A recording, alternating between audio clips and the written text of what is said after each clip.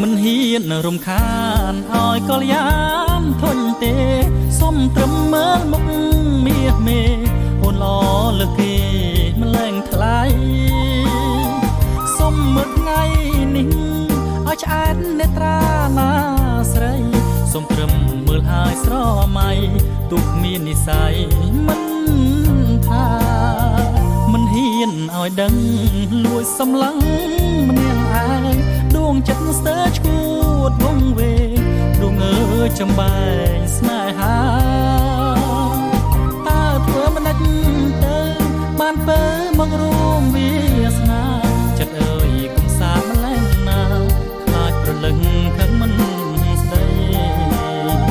មិនហ៊ានប្រាប់ឡើយបេះដូងអើយប្រាថ្នាអួលអញចិនដាឈឺផ្សានៅពេញ